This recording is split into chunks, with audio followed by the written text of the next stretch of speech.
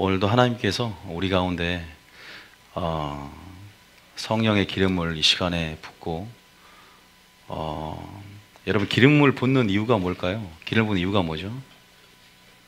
예? 기름 부음의 목적이 뭐죠? 하나님과의 관계 친밀함인 줄 믿으시 바랍니다. 그 관계 친밀함을 위해서 하나님 기름을 부으세요. 그러니까 기름 부음은 단순히 능력만 받는 게 아니에요. 그래서 하나님께서 오늘 성령의 기름을 부을 텐데 그것은 또 우리에게 친밀함을 또 더 가까이 나아올 수 있는 은혜에 또 하나님께서 그런 수단으로 기름을 부은 줄 믿으시기 바랍니다. 기름을 받은 자는 더 친밀함 안에서 주님을 닮아가고 더 사랑해야 되는 게 맞아요. 그런데 기름 부음이 목적이 돼서도 안 되고 하나님을 목적이 될 때 기름 부어주시고 그 또 기름 부음의 목적은 또 하나님과의 친밀함인 줄 믿으시기 바랍니다. 예, 오늘 하나님께서 주시는 말씀이 오후에 영적 침체에 대한 말씀을 주시더라고요. 영적 슬럼프가 왔을 때 우리 어떻게 해야 될 것인가에 대해서 우리 인간이라는 존재가 그러니까 신앙은요 결국은 신앙에 있어서 우리가 정말로 성숙된 신하고 나아가기 위한 또 정말 하나님의 성품으로 우리가 화해지기 위한 첫 번째 조건은 뭐냐면 우리 자신을 잘 아는 것인 줄 믿습니다. 어떻게 보면 우리 자신을 잘 아는 거예요. 상황적인 한계성을 인식하는 거죠, 그죠? 우리의 연약성들을 깨달을 때 우리는 비로소 이제 가난한 심령이 만들어질 수 있어요. 그러니까 하나님의 존전 앞에 우리가 섰을 때 그 빛 앞에서 어둠을 보고 말 그대로 말씀이라는 거울 앞에 우리의 어떠한 참 모습을 들여다볼 수 있잖아요. 우리가 비로소 신앙의 어떠한 진정한 거듭남의 시작이라고 할까요? 성숙함에 이르는 문을 열기 위해서는 반드시 우리 자신의 상황적인 어떤 그런 한계성들, 우리 어떤 존재의 실체의 연약성들을 깨달아야 됩니다. 하나님 없는 세상 사람들은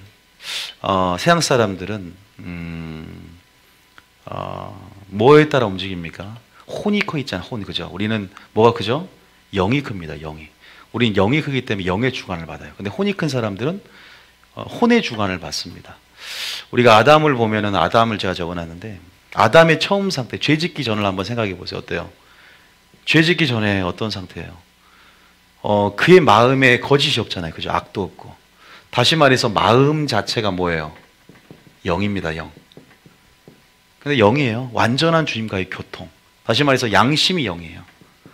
이 상태로 회복하는 게 목적이에요. 우리요. 왜냐하면 이 당시에 죄가 들어오기 전이기 때문에 죄가 들어옴을 통해서 진리와 비진리가 나눠지고 우리의 마음이 혼이 커지기 시작한 거예요. 영이 죽고.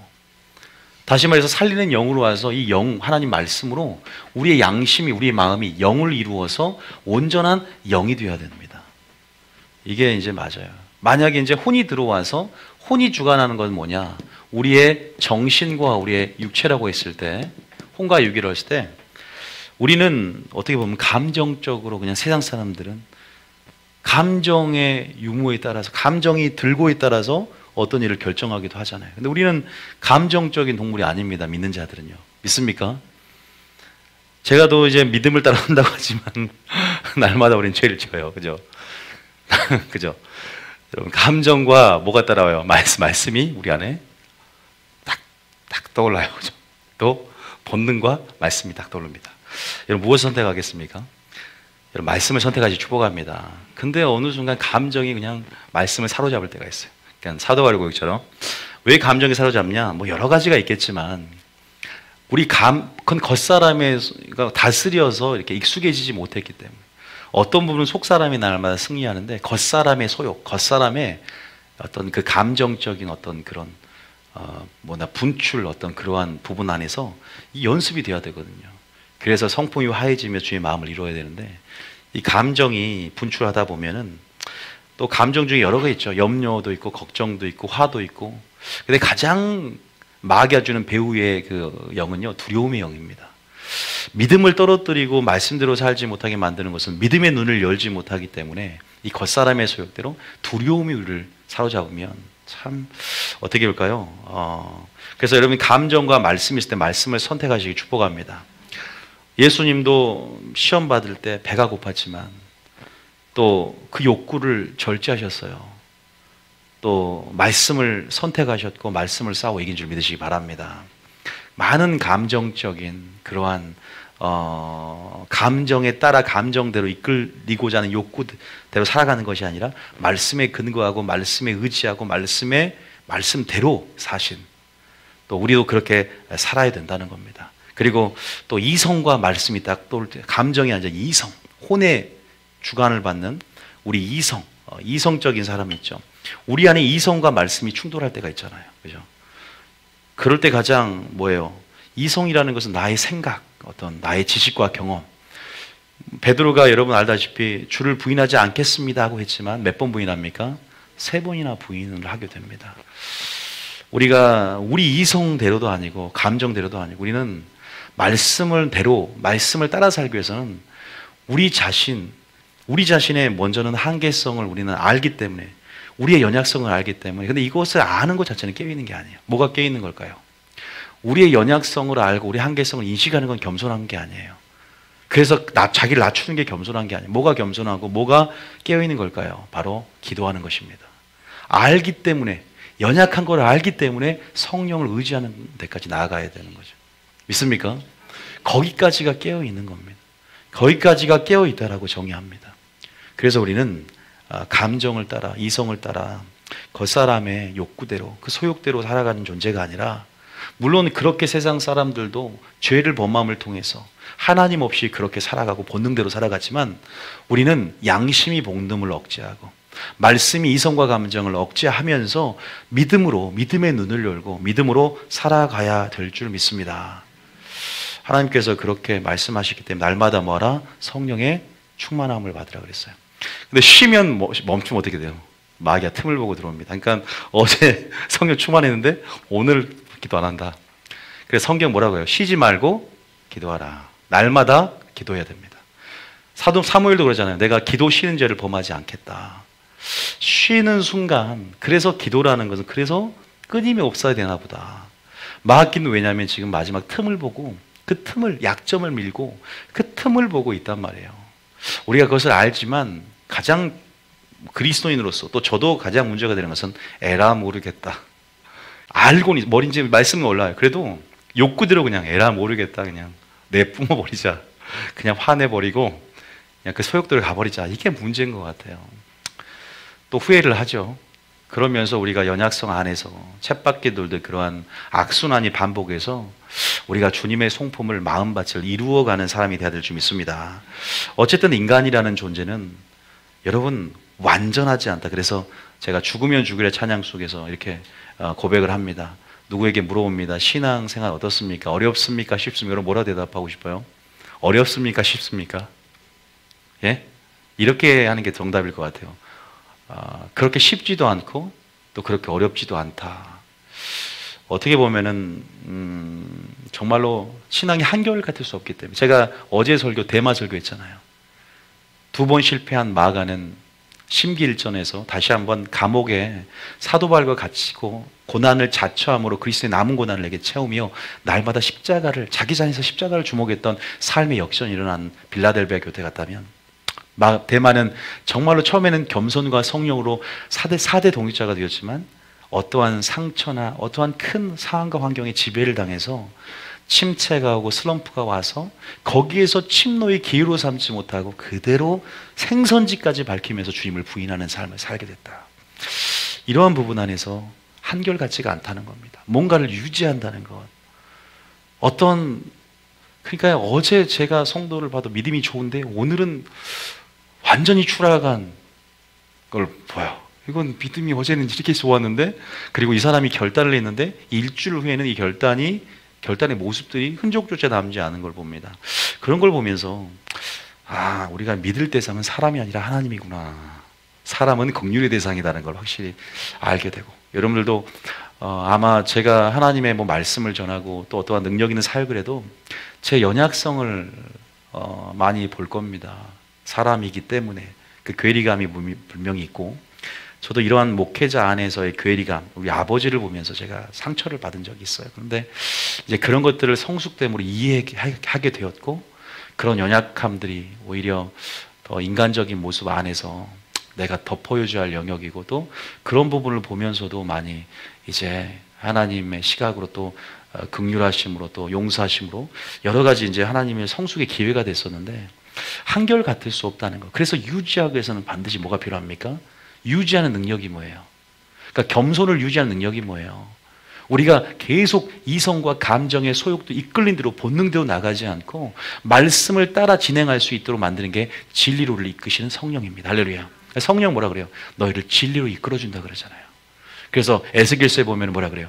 너희가 규례를 지킬 수 있는 영을 부어주겠다 그랬어요. 힘도 아니요 능도 아니요 뭘로 된다? 오직 주의 성령으로만 된답니다. 우리는 그래서 우리 존재를 뭐라고 합니까? 양이라고 하는 거예요. 여러분 양이 좋은 면만 보이죠. 제가 뉴질랜드 갔을 때 양 깎는 걸 보는데 정말 순종 모습이 너무나 이뻤어요. 그러니까 반항하지도 않고 가만히 이러고 있어요. 그러면 턱 깎으면 가만히 도살장에 끌려가도 뭐 이렇게 별로 멍청한 건지 순종인지 모르겠는데 그렇게 하고 있어. 근데 양의 특징을 자세히 봤더니 양처럼 고집 센 양이 없습니다. 정말로 가만히 냅두면 지들 마음대로입니다. 왜냐하면 시력이 나빠요. 앞에 보이지도 않고 여러분 오직 앞만 보는데 정말로 말 그대로 그 속성 그대로 각기 제각길로 간다는 말이 맞아요. 우리 이사야 몇 장이 나와 있죠? 53장인가요? 53장 몇 절인가요? 자, 6절에 보면은 나와 있어요. 한번 화면을 봐도 됩니다. 이건요. 53장 6절에 이사야 53장 6절에 보면은 양의 특징이 나와 있어요. 한번 읽어 볼게요. 시작. 우리는 다 양 같아서 그릇 행하여 각기 제 길로 갔거늘 여호와께서는 우리의 모든 죄악을 그에게 담당시키셨도다. 우리가 양 같답니다. 그래서 양은 보호하심을 뭐한 존재다? 필요로 하는 존재다. 우리가 영적으로 성숙됐다라는 증거는요. 첫 번째는 단순해졌다. 이 사람이 단순한다. 두 번째는 하나님만 의존한다. 그러니까 하나님께 독립하는 존재가 아니라 점점 작은 것도 주님께 묻고 의존하고 점점 단순해질수록 영성이 좋다. 깨어있다라고 말을 해요. 어쨌든 양 같아서 그릇 막 행해요. 마음대로 행하고 각기 주님 가신 길만을 따라가야 되는데 목자가 주님 가신 길을 먼저 이렇게 우리를 인도하시고 우리를 지팡이와 막대기로 이렇게 양을 모는 도구를 안위하시면서 이렇게 우리를 끌고 가지 않으면 우리는 타인의 음성을 듣고 벗어나는 존재. 그러한 연약성. 아무리 우리가 오늘 성령 충만을 받아도 오늘 기도하지 않으면 또 우리가 하나님의 어떠한 그런 날마다 다시 말해서 동행하지 않으면 우리는 언제든 한눈팔 수 있는 그러한 존재라는 사실을 각인해야 될 줄 믿습니다. 오늘 주님이 우리 함께 하지 않으면 우리도 금방 또 세상으로 갈 수밖에 없는, 너무 자기 자신을 믿는 것은 이건 불신입니다. 베드로가 너무 자기 자신을 믿었다는 거예요. 그 신념, 그런 의지, 그런 혼적인 자기의 무엇으로 주님을 믿는 것은 한계가 있다. 그래서 어떤 사람은 내가 주님 죽을 때쯤 주님을 믿지, 환난 때 내가 그때 부인 못하겠어, 안 하면 되지. 절대 그렇게 안 된다는 거예요. 여러분, 그래서 우리는 우리 자신을 믿지 않고 주님을 믿는다는 의지의 표현이 기도입니다. 내 자신을 바라보지 않고 온전히 하나님의 능력이 내게 임하고 내가 하나님이 나를 통해 일할 수 있는 하나님의 능력을 끌어낼 수 있는 방법도 기도고, 또 그런 겸손의 태도도 바로 기도인 줄 믿으시기 바랍니다. 그래서 기도로 날마다 성령 충만할 때 우리는요, 주님의 음성을 잘 듣게 되고 또 그 음성을 따를 수 있는 또한 능력이 되며 우리는 충분히 좁은 문 좁은 길로 우리는 가게 될 줄 믿으시기 바랍니다. 어쨌든 성경에 보면은 많은 양으로 비유를 하는데, 그래서 예수님도 잃어버린 양 비유를 통해서 이제 양을 또 이렇게 찾아오면서 기뻐하는 장면들도 성경에 많이 나와 있죠. 여러분, 어쨌든 우리가 이러한 한계성들을 제가 오늘 말씀드리고 싶고, 문제는 이제 뭐냐면 우리가 슬럼프가 온다는 거예요. 우리 양들에게 슬럼프가 옵니다. 성령 충만해도 한결같을 수 없는 우리들. 왜냐하면 중간중간에 이제 슬럼프들이 오고 영적 침체들이 오는 거예요. 근데 우리 인생 가운데 슬럼프와 침체는 피할 수 없는 거예요. 우리는 정말로 파도가 멈추지 않고 바다에서 파도가 놀이 만들어지듯이 우리 인생은 분명히 바다와 같기 때문에 여러분, 그런 부분 안에서 우리는 고난을 피할 수도 없고 환난을 피할 수도 없습니다. 더군다나 우리 그리스도인의 숙명적인 부르심이 뭐예요? 고난의 부르심이잖아요. 의를 위해서 핍박을 받아야 되고요. 예수님도 너희가 좁은 문 좁은 길을 가라. 찾는 이가 적는 그 협착한 길을 우리가 걸어야 됩니다. 그래서 우리를 뭐로 비유합니까? 연어로 비유하잖아요. 그냥 우리는 편하게 세상의 조류에 편승해서 그렇게 세상과 어울리며 가고 싶지만, 세상에 속해 있지만, 세상에 있지만 하나님께 속한 자로서 분명히 삶의 방식이 틀리단 말이에요. 말하는 것도 틀리고 가치관도 틀리고. 그래서 우리 술집에서 세상 친구가 말해보면 도무지 통하지가 않아요. 도무지 공감이 되지 않습니다. 우리는 주 안에서의 능력과 승리를 외치는데 그들은 환경을 탓하고 불만을 탓하면서 하나님 의지하는 게 술을 의지합니다. 술이 주님이다. 술 주자 써서. 그런데 참 얘기가 안 되더라고요. 저도 믿음 없을 때는 참 술로 통했습니다. 그래서 같이 이렇게 우리가 우리 몇 차로 가자. 정말로 골로 갈 것처럼 계속 갔는데, 이거는 이제 내가 믿음이 들어오고 걔들을 만나니까 도무지 부담감이, 그러니까 내 안에 거북함이 드는 거예요. 그래서 다 끊어버렸잖아요. 그래서 제가 친구가 사라졌다는. 그래서 어쨌든 많은 천사들과 예수님이 친구가 됐죠. 여러분, 어쨌든 그런 부분 안에서 분명히 우리가 말씀드리고 싶은 것은 뭐냐, 슬럼프는 반드시 찾아오고, 그런 부분 안에서 우리가 우리의 부르심이 워낙 고난의 부르심이기 때문에 우리는 그런 부분 안에서 굉장히 뭐예요? 연어가 여러분 거꾸로 거슬러 올라가면서 나중에 연어를 보면 상처들이 엄청나게 몸에 많습니다. 우리는 숙명론적으로 십자가를 바라볼 사람들이에요. 우리 자신이 아니에요. 우리는 그리스도 안에 있어야 됩니다. 그리고 우리는 더 십자가를 집중할 때 우리에게 요구하신 그리스도의 남은 고난을 우리가 채워가는 그러한 삶을 살아야 되고, 또 우리가 자랑할 것은 십자가, 단순해져야 되겠죠. 또 그리스도의 흔적을 우리가 가진 자로서 그렇게 십자가를 자랑하고, 또 십자가를 목적으로 위의 것을 바라보면서, 그게 세상이 있으면서 걸어갈 길이기 때문에 있는 거죠. 충돌합니다. 핍박받습니다. 환난당합니다. 그런 부분에서 나는 어떻게 반응해야 될 것인가? 여기에서 대만은 이 상황이 너무나, 고난이 너무나 크게 보였기 때문에, 그 상처로 반응했기 때문에 결국은 이 안에 있는 혼적인 욕구들, 잠재적인 욕구들을, 이것들이 내 안에서 활성화가 되고 점점 육체의 소욕이 내 삶에 익숙해짐을 통해서 내 안에 빛이 생명을 잃어버리는 거예요. 빛이 흐려져 버리는 거예요. 그러면요, 갈 수밖에 없어요. 양심이 무뎌지고 마음이 부패해지는 거죠. 그런 부분 안에서 우리는 뭐가 오냐? 침체가 오죠. 고난이 너무나 크니까, 또 상황적인 한계성에 부딪히니까 내 자신을 보게 되는 거예요. 나를 주목하게 되는 거예요. 우리가 끝까지 주님을 바라보는 것이 그리스도인이잖아요. 겸손이라는 건 나의 보좌가 주님의 보좌를 보며 주님의 통치 가운데 들어가는데 한결같지가 않다는 거예요. 오늘 성령 충만해도, 오늘 목사라도 마찬가지인 거예요. 권사님이라도 장로님이라도 마찬가지입니다.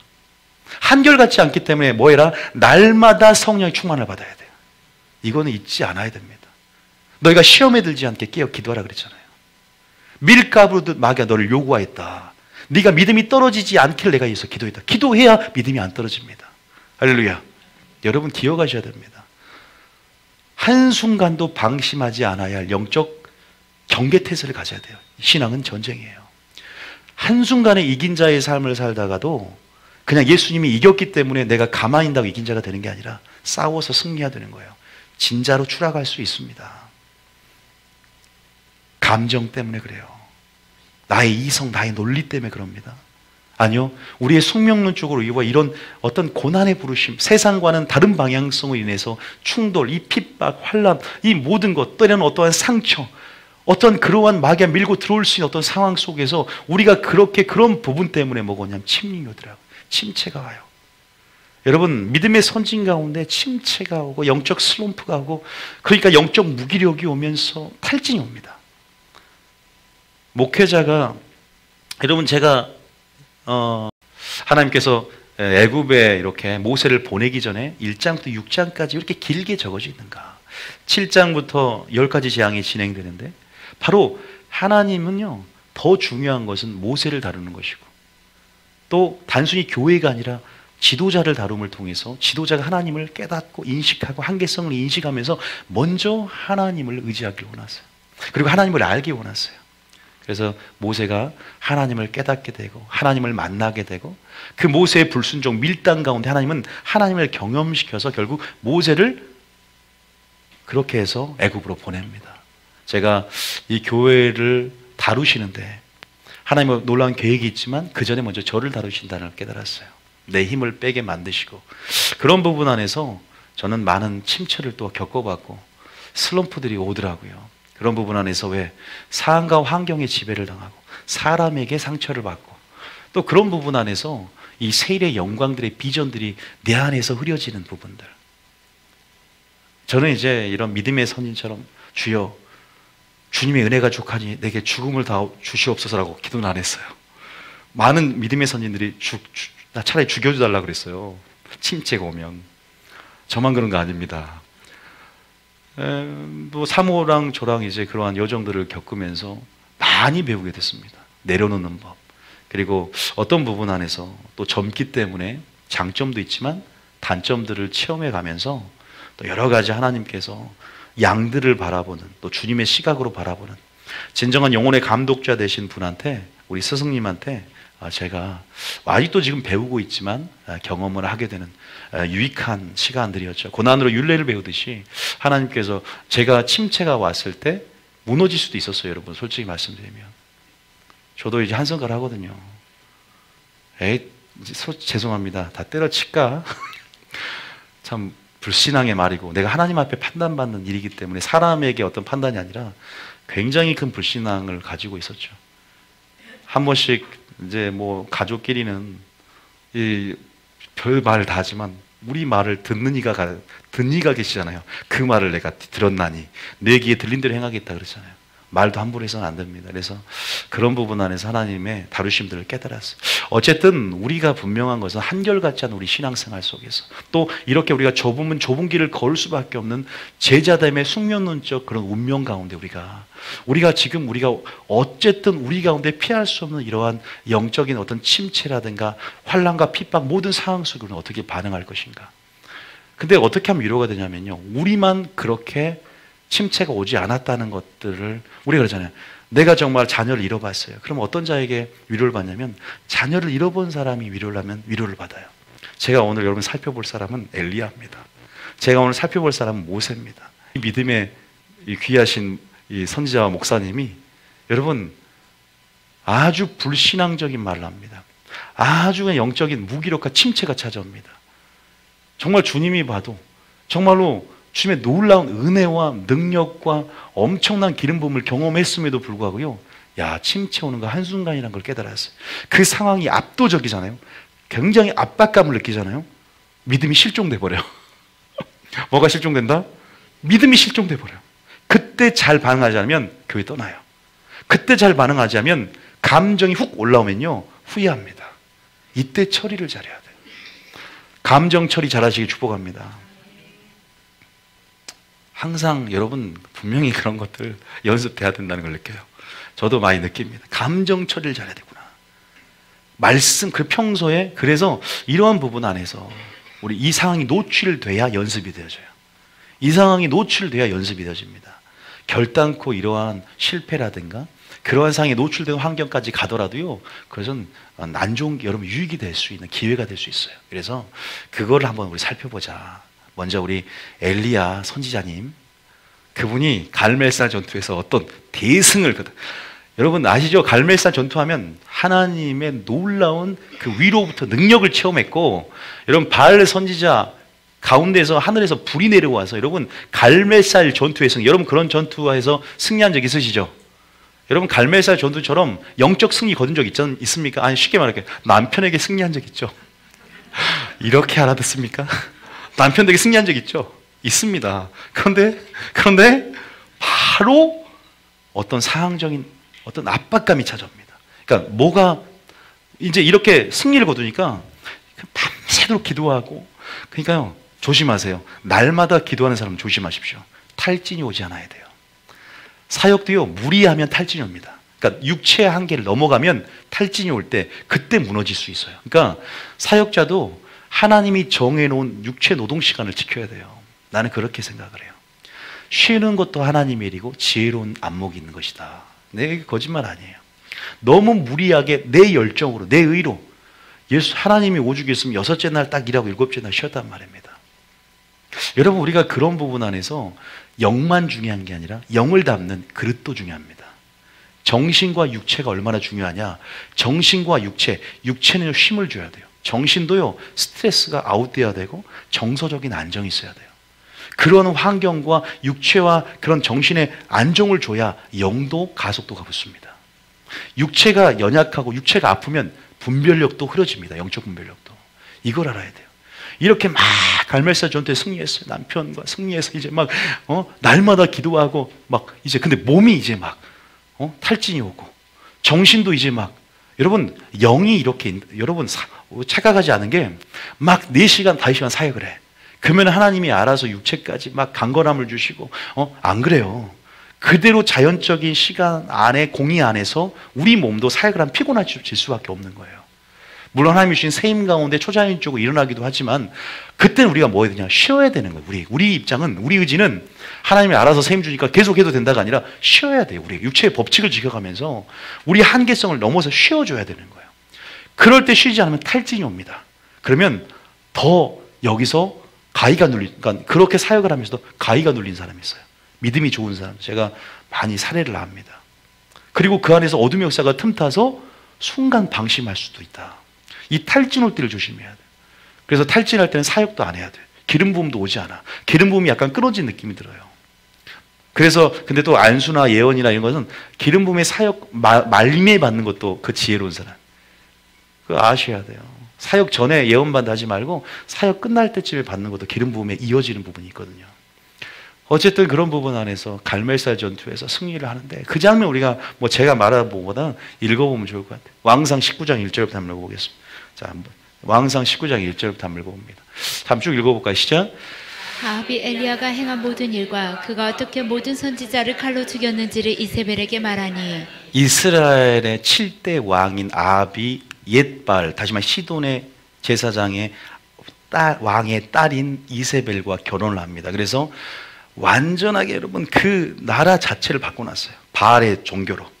여호와 신앙에서 완전히 제사장을 사로잡았고 이 한 이세벨이 조종용으로 남편까지 악하게 충동함으로 만들어서 한 사람이 교회 잘못 들어오면 한 사람이 그 나라에 여러분 통치권을 잡으면 이렇게 여러분 오염이 되잖아요.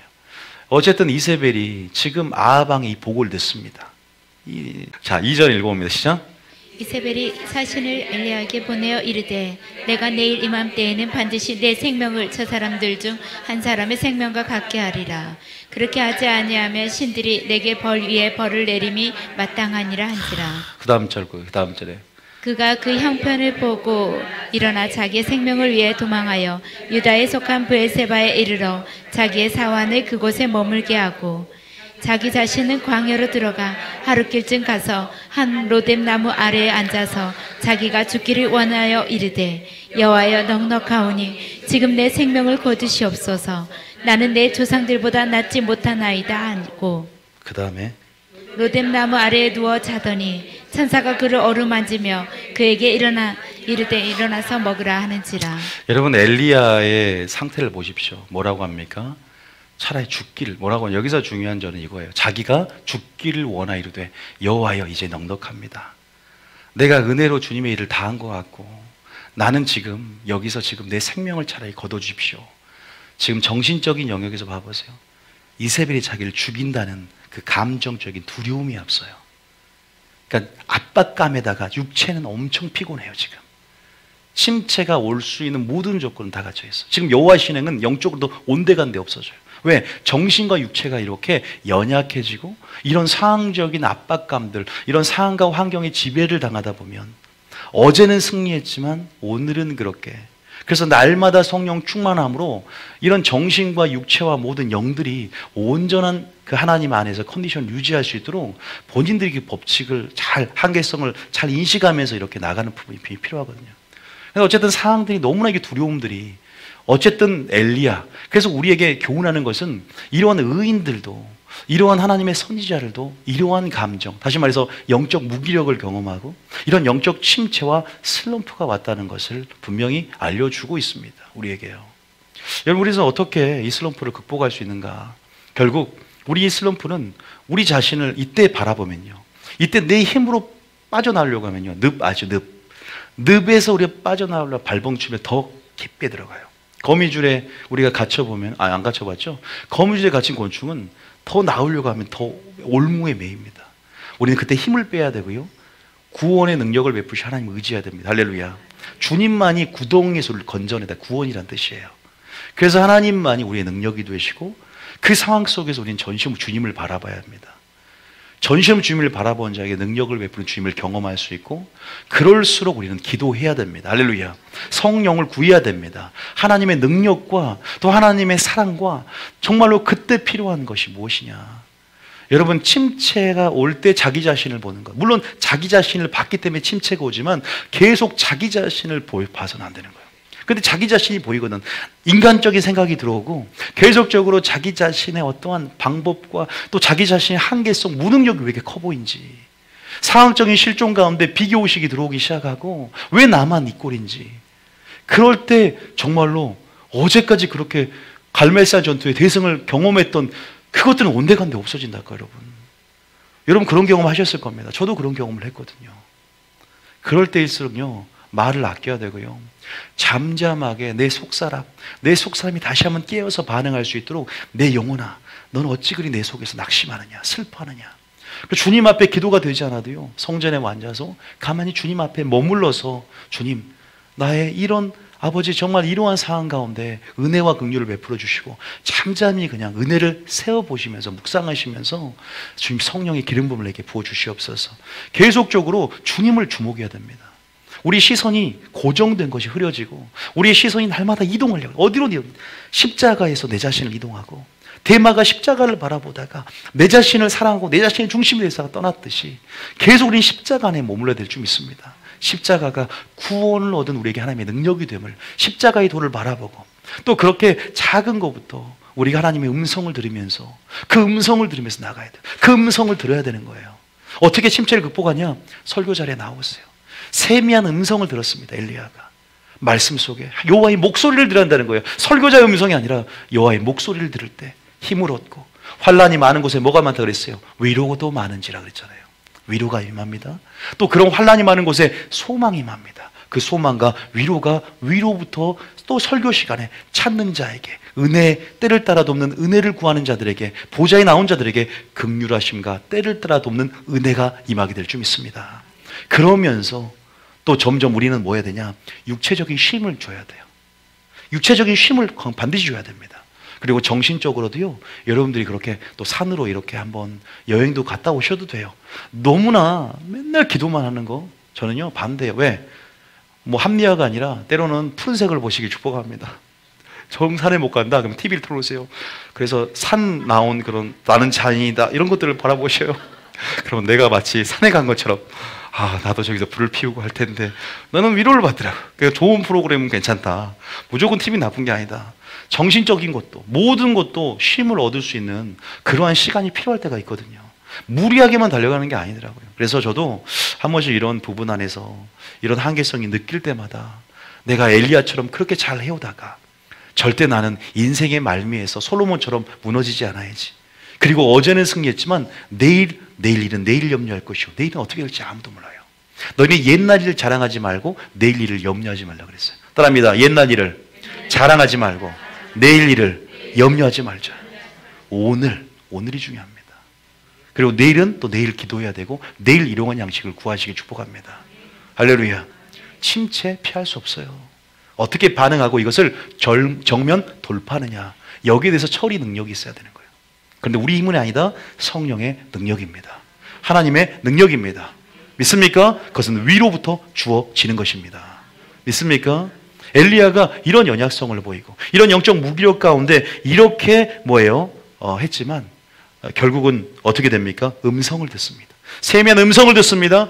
까마귀가 물어준 초자연적인 은혜 가운데 구운 떡과 물을 먹고 다시 한번 힘을 얻고, 다시 말해서 능력이 누구에게 있다? 주님에게 있고, 주님의 은혜 가운데 우리의 연약함을 아시는 주님께서 다시 한번 의인은 7번 넘어질지라도 주님을 바라보는 자, 주를 낭망하는 자는 새 힘을 얻게 되는 것입니다. 어디 나온 구절 맞잖아요. 어디 나와요? 우리 한번 잠언 24장에 보면 나와요. 잠언 24장 16절에 읽어볼까요? 잠언 24장 16절. 잠언 24장 16절. 자, 이거 참 위로가 되는, 제가 좋아하는 구절이에요. 잠언 중에. 자, 읽어봅니다. 시작. 대저 의인은 7번 넘어질지라도 다시 일어나려니와 악인은 재앙으로 말미암아 엎드러 짓느니라. 다시 한 번 말합니다. 의인은 죄를 지을 수 있다 없다? 있어요. 그게 의인이에요. 의인은 넘어질 수 있어요? 없어요? 넘어질 수 있습니다. 침체 올 수 있어요. 치명 올 수 있어요. 뒤로 물러갈 수 있습니다. 그러나 계속 아주 넘어지지 않는다는 거예요. 아주 넘어지지 않는다. 다시 일어납니다. 뭐 때문에 일어나냐? 보세요. 악인은 재앙으로 말미암아 완전히 엎드려지는 자가 악인이에요. 왜 일어나냐? 방법이 어디 있어요? 자, 이사야 40장이 있죠. 이사야 40장 31절에 이런 유명한 장들을 외워놓으세요. 이사야 40장 31절에. 자, 읽어봅니다. 시작. 오직 여호와를 앙망하는 자는 새 힘을 얻으리니 독수리가 날개치며 올라감 같을 것이요 다른 박질하여도 곤비하지 아니하겠고 걸어가도 피곤하지 아니하리로다. 피곤하고 곤비한데도 여호와를 앙망하는 자. 할렐루야. 여호와를 앙망하는 자 되시길 축복합니다. 여호와가 나의 힘의 근원이요 능력의 근원이요 하나님의 사랑을 우리가 강꼬랑으로 맛보고 그 음성을 듣고 우리가 주님과 여전히 연결되어 주님을 바라볼 때는요, 주님 말해요. 전심으로 믿음의 주요 곧 온전케 하신 예수를 바라본 자는 주님 자신으로부터 보호하심과 공급하심과 끊이지 않는 은혜의 역사들이 풀어질 줄 믿으시길 축복합니다. 그럼 독수리 날개초름처럼 폭포가 와도 뚫고 올라간다는 거예요. 닭하고 여러분 독수리 차이점이 뭐예요? 번개가 치면 닭은 깜짝 놀라 도망가요. 독수리는 그것을 정면 돌파하면 뚫고 올라간다는 사실을 우리가 깨닫고, 우리가 독수리는 성령의 바람을 의지해서 상승기를 타고 날아가는 사람, 날아가는 동물입니다. 아, 새입니다. 아니, 동물이에요? 사람이에요? 새요? 조류. 이렇게 날아가는 게 아니라 쭉 이렇게 상승기를 타면서 바람을 의지한다는 거죠. 그런 독수리 같은 용사가 되시기 축복합니다. 여러분 보세요. 침체할 수 있잖아요. 그러나 엘리야도 결국, 여러분 방법은 설교를 듣는 거예요. 설교 안에서 지금 음성을 주신단 말입니다. 할렐루야. 목소리와 음성을 청종하게 성령을 교육에 하시는 말씀을 들을지어다. 그 음성이 우리에게 따르면 위로가 되고 광야의 길이 되고 승리하는 전략이 된다. 이 레마의 말씀은 능력이기 때문입니다. 은혜의 보좌에 나온 자들에게만 어떤 역사가 있냐? 찾는 자에게 상을 주고 돕는 은혜를 주고 긍휼하심이 있다고 나왔지 않습니까? 히브리서에 보면. 여러분들은 지금 하나님의 음성을 지금 듣고 있는지 믿으시기 바랍니다. 새 힘이 생기십니까? 여러분, 근데 감사한 거는 말씀이 육체 양약까지 된다 그랬잖아요. 건강까지 일어나는 거예요. 육체의 쉼까지 옵니다. 오히려 교회는 더 피곤할 것 같죠? 더 육체적인 쉼이 영혼의 안식을 누림으로 이것이 어떻게 미쳐지냐? 육체 양약까지 온다. 있습니까? 우리 안에 가장 이렇게 성경 말씀 우리에게 정서적으로 안정을 주고 육체의 쉼을 주고, 다시 말해서 물론 산을 떠나서 여행을 가는 것보다 또 말씀 안에 이것이 익숙한 사람들은 여기서 오히려 육체의 힘을 얻고 정서적인 안정을 얻고 영혼까지 여러분 하나님의 영혼의 양식으로 강건해지고 또 배부르게 될 줄 믿습니다. 이런 사람들이 여러분 계속 일관되게 한결같이 또 가는 거겠죠. 여러분, 제가 여러분 말씀드리고 싶은 것은 아까 그랬죠. 피곤할 때 문제가 생긴다. 피곤할 때 문제가 생긴다. 제발 피곤해지지 않기를 축복합니다. 피곤하면 어떻게 해야 돼요? 아니요. 피곤하면 어떻게 되냐? 자, 우리가 침체가 분명히 피곤할 때 온대요. 자, 우리가 한번 봐볼까요? 자, 갈라디아 6장 9절 쭉 한번 볼게요. 갈라디아 6장, 모세 살펴보기 전에 이거 마실 텐데 갈라디아 6장 9절 읽어볼게요. 우리가 주님이 우리에게 말하는 거, 포기하지 마라, 요 말하는 거 한번 음성 한번 듣고 넘어갑시다. 자, 6장 9절입니다. 시작. 우리가 선을 행하되 낙심하지 말지니 포기하지 아니하면 때가 이름에 거두리라. 왜? 연약하니까 그러는 걸 알아요, 하나님께서. 그러니까 낙심하지 말고 포기하지 마시길 축복합니다. 피곤하지 않길 축복합니다. 곤비하지 않길 축복합니다. 그럴 때 성령을 의지하시길 축복합니다. 또 성령 의지하면 하나님을 알 때 안 피곤해요. 그러니까 성령 의지한 게 아니라요, 하나님이 섭리와 때 안에서 하나님이 하시는 일들을 깨닫고 때와 뜻의 역사 안에서 우리가 기도하고 생각하면 해석이 바뀌고 자유함이 생겨요. 아, 이거 하나님의 섭리구나.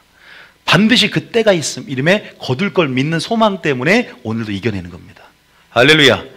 그러니까 이런 구절들을 잘 보면서 우리에게 뭐라고 하냐? 야, 그 대신에 나는 신실하게 네 약속을 지켜줄 테니까 너는 포기하고 낙심하면 안 돼. 지시한 땅에 가서 지시한 땅에 머물고 100배 얻을 거니까 지금 힘들어도 분명히 하나님이 너에게 인내 가운데 약속을 주실 거야.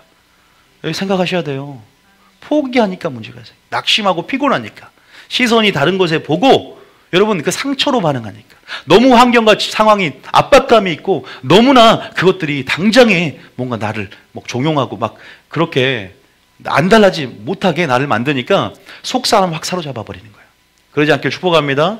연습해. 속사람이 주도권을 잡는 연습. 믿음의 눈을 열고 인내함으로.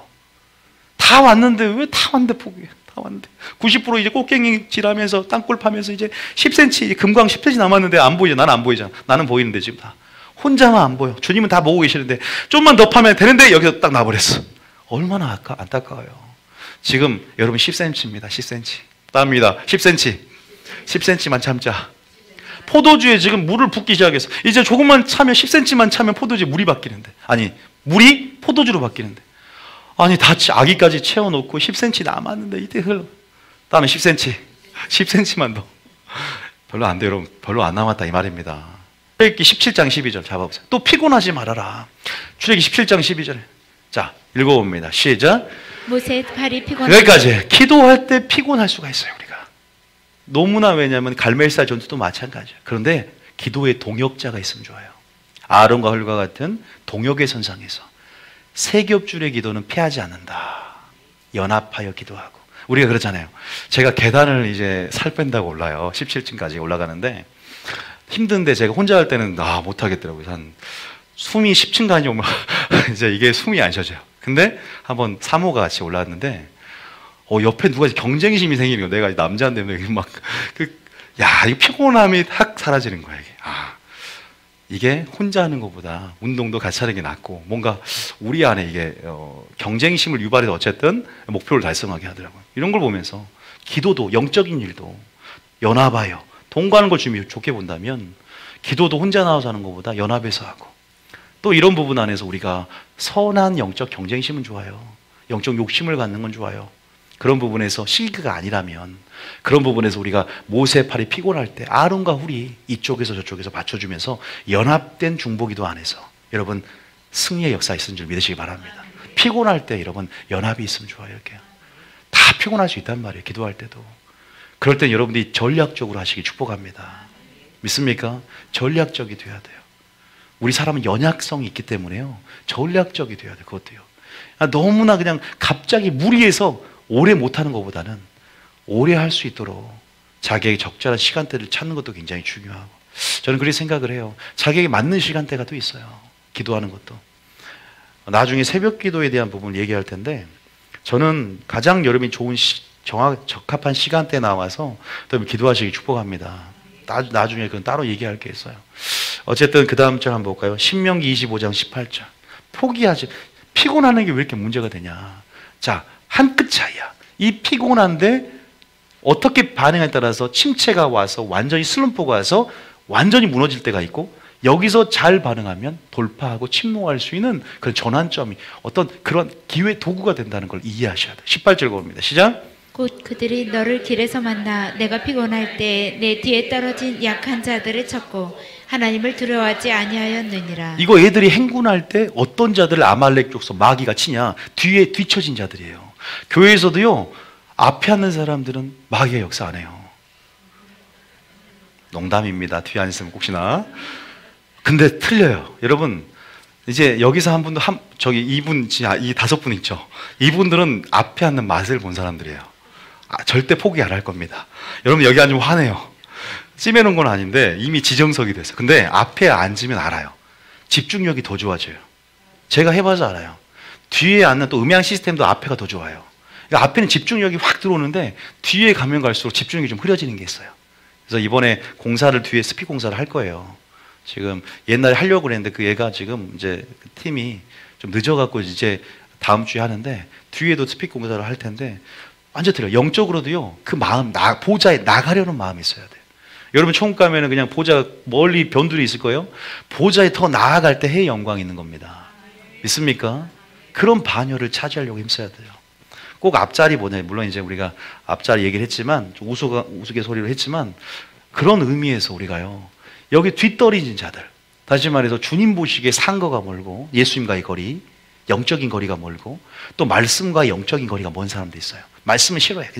그러니까 교회는 오는데 주님과의 마음의 거리가 멀어. 그리고 말씀과의 거리가 멀어요. 그런 사람은 마귀의 밥이 되는 거예요. 하와처럼. 그래서 뒤떨어진 자를 쳤다는 말이 피곤해 버려요. 자기를 금방 의지하고 자기 자신을 보는데 한계성을 느끼죠. 그러나 우리는 우리 자신을 보는 게 아니라 우리는 이미 우리 자신의 연약함을 알았기 때문에 주님을 바라보므로 주님이 계속 능력을 베풀어요. 아까 그죠? 악망하는 자는 새 힘을 베푼다. 할렐루야. 피곤치가 않아요. 환경은 그러지 않는데도 환경 넘어서서 역사를 믿음의 눈을 열고 주님을 보니까 피곤하지가 않는다. 소망이 우리를 역사하게 한다. 할렐루야. 그런 게 믿음의 사람 아니겠습니까? 속사람이 능력으로 강건케 한다. 속사람의 사람 아니겠습니까? 이런 부분에서 보면은 야 정말 우리가 연약하다라는 걸 봅니다. 마지막으로 마태복음 26장 43절에 겟세마네 기도원에서 기도하는데 예수님은 핏방울이 되도록 기도할 때 야 니들 시험에 들지 않고 깨어 기도하라. 보니까 얘들이 뭐하냐? 눈이 뭐한다? 피곤하다. 여러분 잠을 못 자는지 모르겠어요. 마음은 원인데 육이 약하다. 어쨌든 우리가 저는 여러 가지 생각을 해요. 진짜 영이 우리 육을 지배하는 사람이 돼야 됩니다. 이게 익숙해져야 돼요. 영이 나를 길들여가야 돼, 속사람이. 그리고 확실한 것은 여러분들이 육을 절대 아무것도 아닌 걸 생각하지 않았으면 좋겠어요. 영지주의처럼 육은 악하고 영만 선하다가 아니라 영혼육이 온전히 보존될 뿐만 아니라 각각의 육의 법칙, 모든 법칙들을 지켜나가면서 이런 것들이 조화를 이루면서 아름다운 균형 안에서 영이 주도권을 잡되 그렇게 기도하고 하나님이라고 지혜롭게 사역하시길 축복합니다. 그렇게 돼요. 눈이 피곤하다. 마음은 원이로 돼. 성령이 우리를 사로잡아야 돼요. 성령이 우리 안에서 기도하게 만들고 성령이 우리를 지배권을 잡고 완전히 성령의 지배와 말씀의 통치로 들어가는 익숙한 삶을 살 때 우리 육에 주목하고 우리의 육의 연약성에 의존해서 살아간 존재가 아닌 그러한 초월적인 그런 능력의 사람이 될 줄 믿으시기 바랍니다. 여러분 그러한 부분 안에서 우리가 이렇게 연약하다, 한결같지 않다. 오늘 성령 충만해도 내일 무너질 수 있다. 우리 엘리야를 살펴봤고 또 이런 구조들을 통해서 우리가 이렇게 피곤할 수 있을 때 이렇게 우리가 포기하고 낙심하지 말며 때가 임에 거두리라. 우리의 연약성들을 우리가 점검해 볼 수 있다는 거죠. 마지막 하나만 더 하겠습니다. 뭘 보냐? 모세에게 한 번만 하고 넘어갈게요. 민수기 11장 10절 읽어봅니다. 모세가 여러분 여기 보면요 흔들리는 모습이 나와요. 아니 엄청난 이 모세가 이제 80세가 돼서 사역 부르심을 받고 뭐라고 하냐? 엘리야하고 똑같은 거 배우면 나 죽여주세요. 나 감당 못하겠어요. 내 이 대형교회 목사로서 이 성도를 감당 못하겠어. 이 성도들 백날을 가르쳤는데 이제 나를 죽이려 하고 나를 죽일 뿐만 아니라 얘들 아직도 변화가 없어요. 나는 한계가 왔어요. 이렇게 말하는 장면이 나옵니다. 근데 참 우스운 것은 모세가 주님을 그렇게 바라보면서 능력을 맛봤잖아요. 홍해도 건너고. 주님 뭐래요? 네가 왜 나에게 부르짖느냐? 홍해 때도 그 능력을 발휘해. 지팡이를 사용해서 건너가게 하라. 이런 능력을 체험하고 여러분 하나님의 지팡이 작은 것이라도 하나님의 손이 붙들려서 능력을 맛봤단 말이에요. 그런데 여러분 바로 이제 시내산에서 언약까지 받았어. 10계명까지 주셨던 하나님을 경험해서 근데 이제 10계명을 받고 이제 시내산에서 출발하자마자 바로 이렇게 원망하며 죽여달라고. 그러니까요 한순간에 주님 십자가를 바라보다가 내 자신을 보고 인간적인 생각이 들어오면 그때 마귀가 틈타요. 생각을 확 자로잡아요. 여러분 오늘 그럴 수 있어요. 우리는 은혜의 체험을 기대해야 됩니다. 할렐루야. 그래서 그러기 위해서 우리 자신을 비워야 돼요. 날마다 그게 가난한 심령의 특징은 나의 비움을 통하여 주님의 체험을 경험하는 겁니다. 나의 약함을 통해서 주님의 강함을 경험하고 싶은, 그래서 갈망하는 그런 은혜로서만이 살 수 있는 나의 이런 어떤 양으로서의 이런 나의 실존적인 어떤 그런 나의 위치, 자리, 이런 한계성들을 인식해 나가야 돼. 그걸 자각하는 게 필요한지 믿으시기 바랍니다. 우리 자신 절대 믿으면 안 된다는 거예요. 나 자신도 믿지 말자. 내 생각도 믿지 말고 내 고백도 내 신념도 믿지 말고 지금 주님 의지해서 성령 충만하자. 내일 염려하지 말고 어제를 자랑하지 말자. 오늘 최고의 믿음이 되자. 이렇게 생각하고 나오세요. 어제 내가 거두어둔 만나가 있는데 한 3일째 거둬놨어. 그럼 나 교회 안 나가도 돼. 이거 먹고 어제 거둔 건 어제 썩어요. 벌레 껴요. 만나는 그럽니다. 주여 일용한 양식을 오늘 달라고 기도해야 됩니다. 할렐루야. 그래서 오늘 나왔잖아요. 하루살이 같은 존재예요. 오늘 먹고. 여러분들이 그런 부분 안에서 지금 우리가 보기에 민수기 11장 10절이에요. 큰 역사를 맛봤지만 순간 자신을 본 이 연약한 모세의 고백을 한번 여러분 들어보십시오. 얘들이 만나 달라고 하다가 메추라기를 구했잖아요.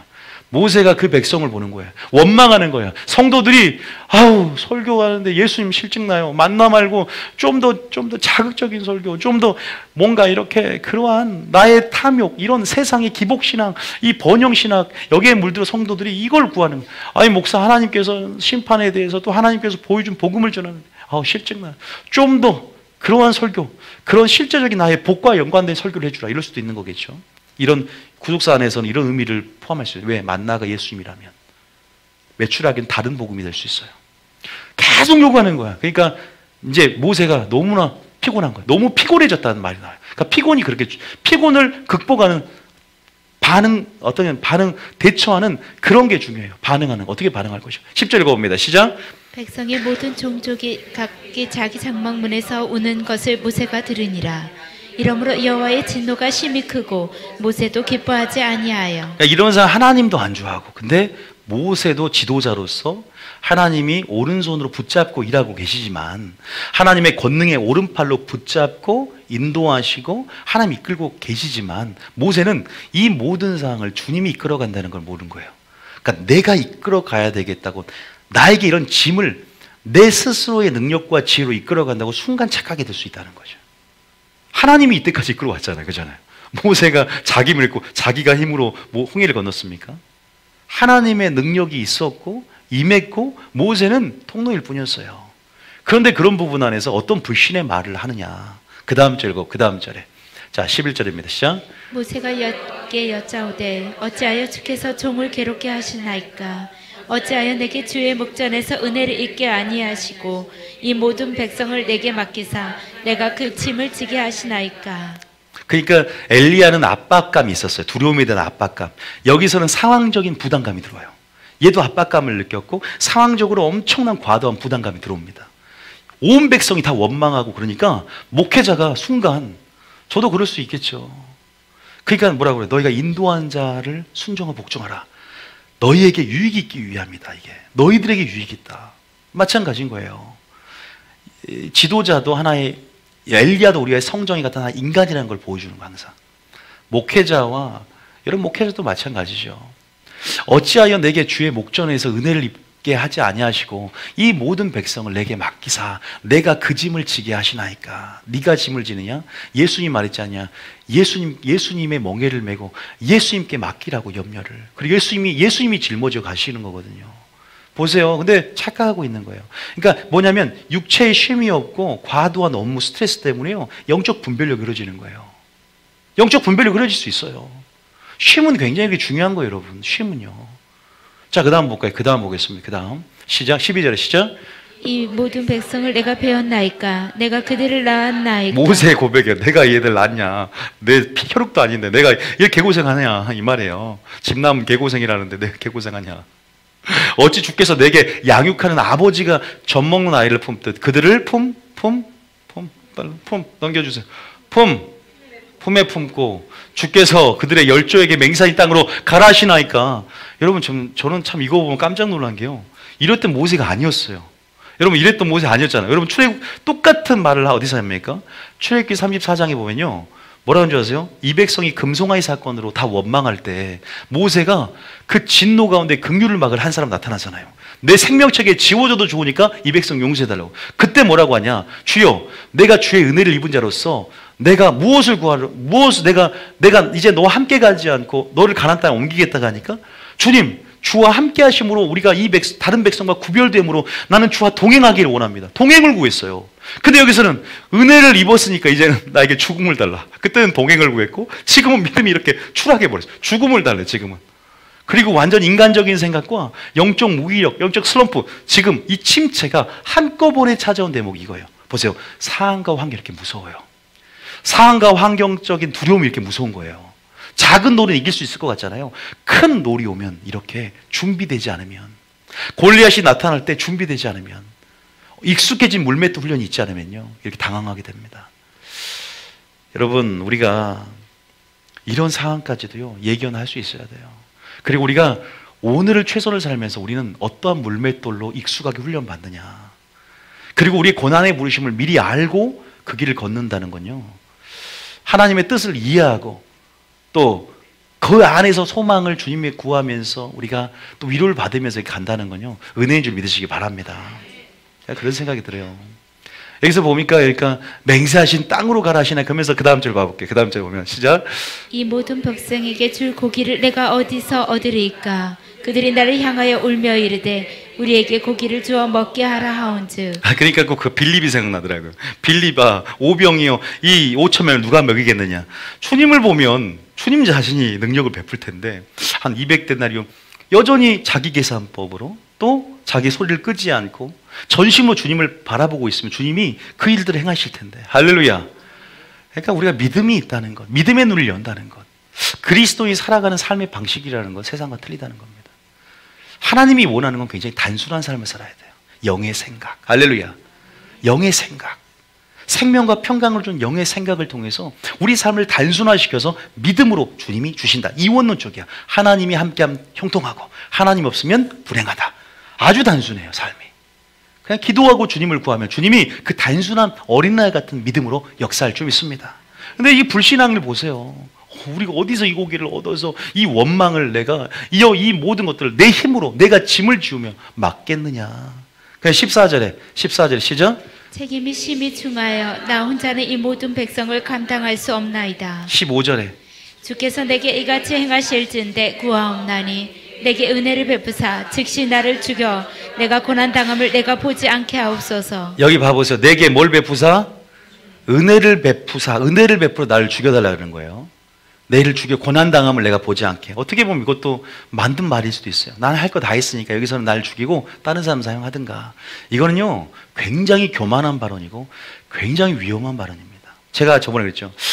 아까 내가 내 마음대로 정했잖아요. 하나님이 이걸 보고 혼냈던 거예요. 나는 하나님의 도구거든요. 할렐루야. 하나님이 가라면 가고 내가 내 마음대로 사역을 내려놓겠습니다. 엘리야처럼. 그거 안 되는 거죠. 하나님께서 멈추란 멈추는 거예요. 믿습니까? 하라면 끝까지 가는 거예요. 우리는 무엇을 결정권자가 아닙니다. 우리가 이걸 계획해도 그 걸음을 인도한 분은 하나님이시기 때문에 우리는 주권을 양도할 때 우리 걸음이 완전해질 줄 믿습니다. 고난당함을 내가 보지 않게 하다. 여기서 은혜를 베푸사 죽음을 구하잖아요. 근데 불과 금송아지 사건 때 뭐라고 하는지 고백한 뭐가? 출애굽기 34장 9절만 읽을게요. 출애굽기 34장 9절에 뭐라고 있었냐? 보세요. 이것만 읽고 자 읽어봅니다. 시작. 이르되 주여 내가 주께 은총을 입었거든 원하건대 주는 우리와 동행하옵소서. 여기서는 가나안 땅에 니들 천국 보내줄 테니까 나는 함께 가지 않겠다라고 했을 때 주여 주님이 만약에 함께 하지 않으면 나는 가나안 땅 안 갈 겁니다. 이렇게 했던 모세란 말이에요. 그러면서 내가 주의 은혜를 입었거든. 여긴 똑같이 뭐예요? 동행해 달라고 하는데 이렇게 침체가 오니까 죽음을 달라. 얼마나 여러분 두려움이 무섭습니까? 300요사 뽑을 때 하나님이 1차 관문에서 두려워한 자는 다 돌아가라니까 대부분 돌아갔어요. 너희가 사람을 두려워하지 말아라. 돈을 두려워하지 말아라. 환경과 상황의 지배를 두려워하지 말아라. 이 감정이 너를 지배하지 않게 하라. 우리 그리스도인들은 말씀을 따라 말씀의 근거에서 말씀의 의지에서 주님을 바라보는 믿음의 눈을 열고 의지하는 마음으로 순종하는 것이 그리스도인 줄 믿습니다. 믿습니까? 여러분 분명히 말하지만 침체는 올 수 있습니다. 무엇을 바라보느냐의 문제예요. 무엇에 집중하느냐, 무엇을 우리 시선을 고정하느냐. 한결같지 않다고 그랬어요. 그래서 쉽지도 않고 어렵지도 않는 게 그게 정답이 아닌가. 쉽다는 말하는 사람, 어렵다고 말하는 사람, 이것도 아니라 쉽지 않은 상황이 생긴다. 어렵지 않은 상황이 생긴다. 어렵지 않게 돌파할 수 있다. 이렇게 고백하는 것이 아닌가. 자기 자신을 믿지 않기 때문에 이런 신앙의 모습에서 말하는 것이 아니라 나는 그냥 다만 끝까지 성령을 충만함으로 오늘 하루 최고의 믿음으로 사는 것을 감사하고 그렇게 또 내일은 내일 염려하며 내일이 최고의 믿음이 될 수 있도록 달려나가시기 축복합니다. 있습니까? 하나님이 그래서 우리가 뭐 해야 되냐. 먼저는 영혼육. 여러분 온전한 쉼과 또 그러한 모든 법칙들이 제가 아까 우리 치유 사역하면서 아까 치유훈련 했었는데 우리 이제 선포를 해요. 한 사람 놓고 이렇게 뚜껑 들어오면서 예수 이름으로 목사님을 제가 선포해 줄 때가 그랬죠. 저를 선포해 주는데 뭐라 그랬죠? 뭐랬지? 콜레스테롤 수치는 낮아질지어다 선포를 해주더라고. 나 웃음이 나가 순간. 왜? 어제 야식 먹었는데 나는 육체 법칙을 안 지키면서 이분이 선포만 해주면 난 뭔 의미가 있는가? 나도 이걸 책임감이 생기는 거. 나를 위해 선포해 주는데, 나의 건강을 위해서 기도해 주는데, 나는 그러니까 암에 안 걸린다고 암을 막 꾸짖으면서 탄음식만 먹어 막. 또 뭐 이렇게 인스턴트만 믿고 야식을 먹으면서 어떻게 이게 조화를 이룰 수 있겠습니까? 여러 가지 우리가 영혼육이 유기적으로 연결되어 있어요. 하나가 무너지면 연쇄적으로 무너지는 거예요. 정신이 상처받으면 영까지 영향을 미치고, 영이 이렇게 하나님 방법은 영, 혼, 육으로 질서 안에서 흘러간다면 마귀는 거꾸로 육, 혼, 영으로 이렇게 영 안에서 우리 하나님 관계를 파괴시키거든요. 연결이 되어 있어요. 그래서 어느 거 하나 중요하지 않은 게 없다. 그러한 부분 안에서 우리는 어떠한 환경 속에서 예수를 믿을 것인가, 또 영적 분위기가 정말 좋으면 우리 영도 가속화가 붙어요. 정말 좋아요. 여러분, 그래서 우리는 환경에 영향을 받는 연약함, 상황적인 실존의 연약성, 한계성들을 인식함으로 온전하게 주님이 필요함을 우리가 우리 안에서 가난한 10년 가운데 갈급함을 느끼고 찾으며 나아가시길 축복합니다. 거기까지가 깨어있는 것이다. 기도까지 하는 것이 깨어있는 것이다. 이걸 명심하시고 여러분 오늘도 주님 앞에 그렇게 달려 나가시길 축복합니다.